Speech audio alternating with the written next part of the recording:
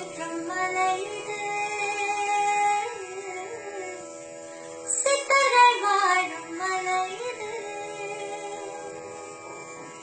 தேவர்கள் போற்றும் மலை இது, சித்தர்கள் வாழும் மலை இது, ஞானியரும் பல யுகியரும் கடும் தவம் செய்த மலை இது,